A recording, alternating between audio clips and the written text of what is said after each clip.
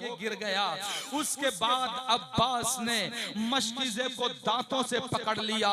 एक बदबख्त ने मुंह का निशाना लेकर के तीर चलाया तो तीर हजरत अब्बास के मुंह में आके लगा, दांतों को शहीद करता हुआ हल्क में बेबस्त हो गया।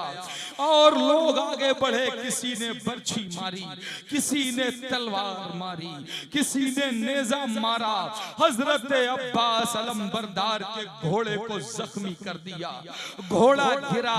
हजरत अब्बास नीचे तशरीफ लाए, एक ही आवाज, ए भाई हुसैन मेरी मदद को पहुंचो, ए भाई हुसैन मेरी खबर लो। हजरत हुसैन समझ गए कि मैं तो कहता था कि ए मेरे भाई न जा, मगर तुम भी अब मुझसे बिछड़ने पे आमादा हो गए हो, अब तुम भी मुझसे दूर जा रहे हो। दौड़े दौड़े आए इमाम हुसैन, हजरत अब्बास के गिरे हुए जमीन से उठा के अपने जानू पे सर रख के तीर निकालने लगे। इतने में हजरत अब्बास की रूह कफ़से उनसरी से परवाज कर गई। हजरत अब्बास ने जामे शहादत नोश कर लिया, इन्ना लिल्लाहि व इन्ना इलैहि राजिऊन। और इमाम हुसैन अपने जवां साल भाई का लाशा लेकर के खैमे में आए हैं। आपने खैमों के लाशों के बीच में अपने भाई का लाशा लिटाया तो इतने में सकीना को किसी ने बताया कि चचा अब्बास आ गए हैं। तो सकीना जो उधर अपने चचा का इंतजार कर रही थी, जो पानी का इंतजार कर रही थी, वो भी दौड़ी दौड़ी आई और अपने चचा अब्बास के सरहाने बैठ के बालों में हाथ फिराने लगी और कहने लगी, ए चचा थक गए हो, बहुत दूर पानी लेने गए थे ना, थक गए हो, कोई बात नहीं, मैं समझती हूँ कि थकान के बाद लोग आराम करते हैं, ए चचा सो लो, उसके बाद मैं पानी पी लूंगी। लेकिन जब सकीना के छोटी छोटी उंगलियों में बालों में से खून लग के आया तो सकीना अगरचे बच्ची थी मगर खून का मतलब समझती थी। पूछ बैठी, ये खून कैसा है? ए चचा आपके सर में खून लगा हुआ है, आपको कहीं चोट लगी है, आपको किसी ने चोट पहुंचाई है, आपको किसी ने मारा है? ए चचा बोलते क्यों नहीं? ए चचा आपकी आवाज को क्या हो गया? अब बच्चे का दिल ही कितना सा होता है। धीरे धीरे हकीकत खुलती गई। किसी ने कान में कह दिया, ए सकीना तेरा चचा अब नहीं बोलेगा, तेरा चचा इंतकाल कर गया है। एक बच्ची थी जिसकी सदा करबला में गूंज रही थी। अब बच्ची के जुमले सुनो मेरे भाइयों, अपनी आंखों को अगर रोने से रोक सकते हो तो रोक के दिखाओ। सकीना कहती है, ए चचा मुझे क्या मालूम था कि एक चुल्लू पानी की कीमत तुम्हारी जान होगी।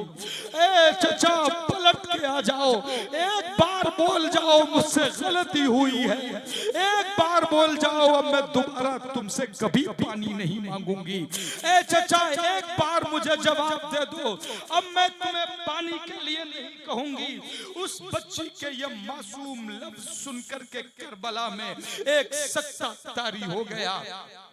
बीबियों की जुबान से चीखें निकल गई और सकीना को लेकर के लोग एक तरफ गए हैं मगर सकीना पछाड़े मार के रो रही है कि मुझे मेरे चचा से बात करना है, मुझे मेरे चचा से बात करने दो। आखिर करबला में सफे मातम बिछी हुई है। जैसे तैसे सकीना को खामोश करके समझाया गया कि बेटी जो एक बार दुनिया छोड़ जाते हैं वो बोला नहीं करते, उनकी आवाज सुनाई नहीं देती।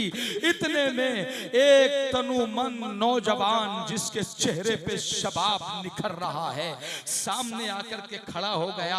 अब्बा जान भाई कासिम चले गए, चचा अब्बास चले गए और नो मोहम्मद चले गए, अब अगर मैं न गया तो नाना जान को क्या मुंह दिखाऊंगा।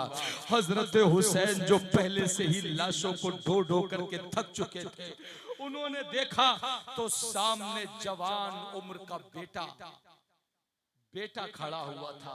हुसैन इजाजत मांगने का मतलब समझते थे कि बेटा मेरी नजरों के सामने कटना चाहता है, मेरी नजरों के सामने कत्ल होना चाहता है। अरे जरा सोच के तो देखो लुत्फपुरवा वालों, जिसका बेटा जवान हो और बड़ी उम्मीदें बड़ी तमन्नाएं जिसके लिए की गई हों, उसको नजरों के सामने कटता हुआ कौन देख सकता है। मगर मशीयत को कुछ और ही मंजूर था। बादल नाखास्ता मेरे हुसैन ने अपने जवां साला बेटे को रन में जाने की इजाजत दे दी। हजरत अली अकबर अब मैदान जंग में आए हैं। जैसे ही आप मैदान जंग में आए, शिम्र बोला, अरे बदबख्तो इसको घेर क्यों नहीं लेते? तुम लोगों ने अपनी अपनी तलवारें नियाम में क्यों डालनी? क्यों तुमने अपने चढ़े हुए तीरों को कमान के चिल्लों से बाहर निकाल लिया?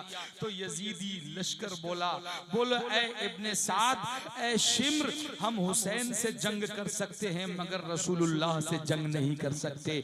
नबी से कौन जंग कर सकता है?